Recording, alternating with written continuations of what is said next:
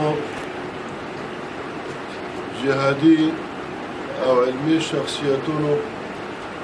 او یقین وکړئ چې جهادي او علمي شخصیتونه تاسې الله تعالی مو ټول قربانۍ قبول او منظور کړه او الله تعالی دا دغه نتیجه چې په دغه قربانۍ باندې مرتبه ده خدای دې وکړي چې دا موږ وساتو د موږ نه ضایع نشي ورونو لکه مخکې مولانا صاحب چې وفرمایل دا غونډه د محترم مولوي صاحب محبوب شاه چې د اسلامي امارات د مشرتابه له طرفه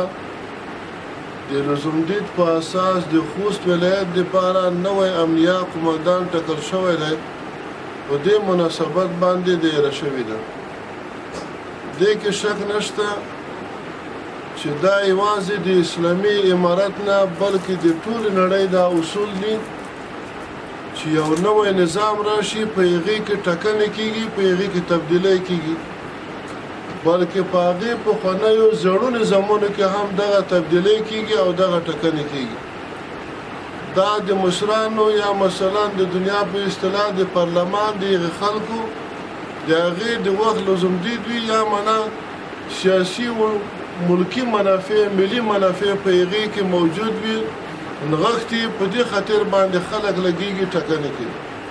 د دې دا معنا نه ده چې پخوانی قومندان د امنیې دلته چې موجود و محترم مولوي صاحب شرخان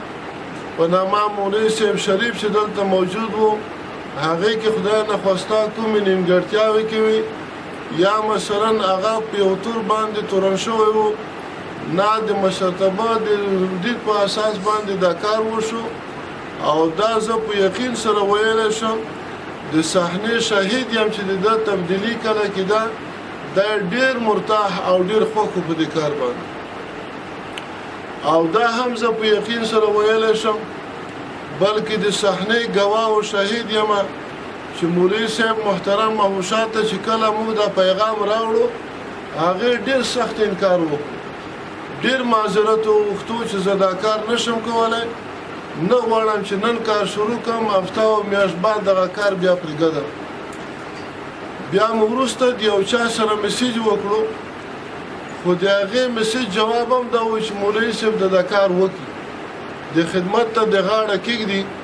نو مولوي صاحب ورته وویل چې که امر وي اطاعت کوم که مشوره وي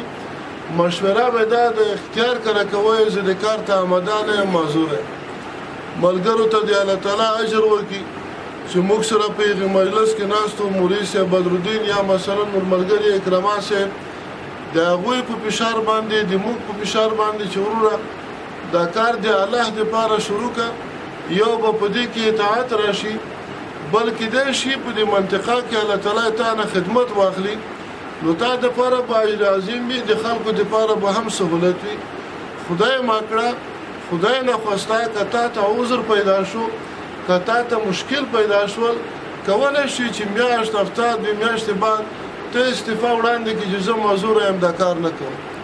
او پاتې شو په همکارۍ کې موږ داسې در سره یو لکه د قومندانۍ عسکر موږ داسې در سره یو لکه کشر وروڼه دا فکر ونه کړي چې دا خلک به ما یوازې پرېږدي نو ټولو ملګرو نه هغه مجاهدین هغه پولیس هغه ترافیک او هغه طلبه کرام چې هغه په ده پورې مربوط وي خصوصا قومندانۍ امنیه پورې دا د مشرانو امر دی د امارت د مشرتابه امر دی چې د ده اطاعت به کوئ په ټولو شرعي و دیني عقیدوي امورو کې ځکه د الله له طرفه موږ په دې باندې مامور یو چې واطیعوا الله واطیعوا الرسول واولي الامر منکم دا په تاسو باندې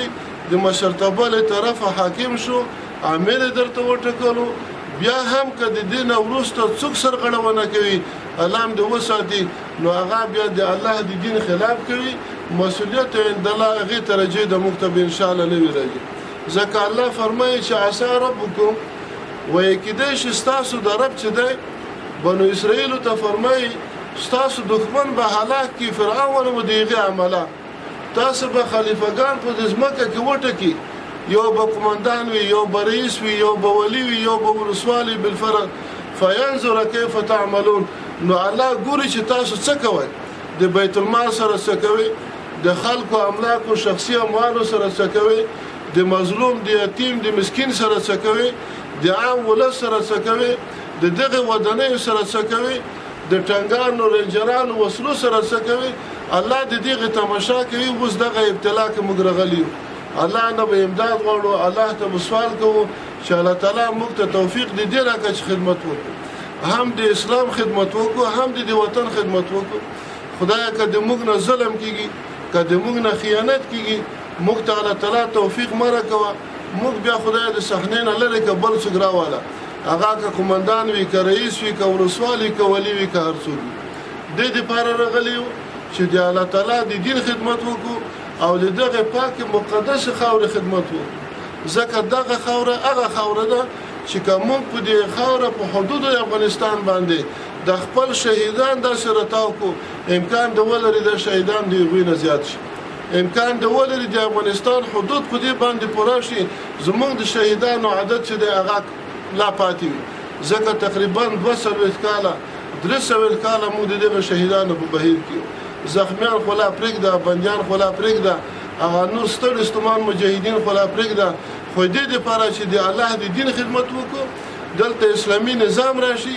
دلته د مظلوم حق پیمان نشي دلته د ظالم نه سیوای وشي او دلته مثلا بیت المال سره خیانت ونشي که خدای نه خواسته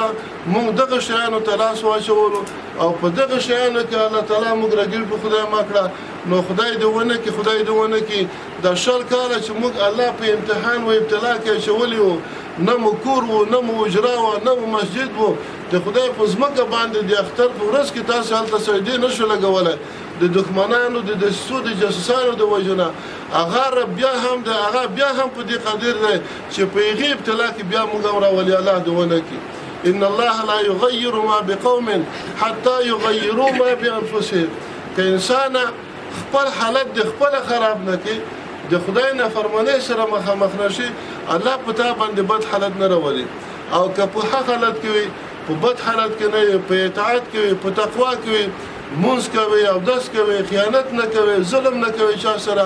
څوک بېځایه ځوروي نه بېځایه بېعزته کوي نه نو هغه الله د تا مل دی هغه الله د تا ملګری دی ځکه الله فرمایي چې زه د پرهېزګارو متقیانو پرګری یم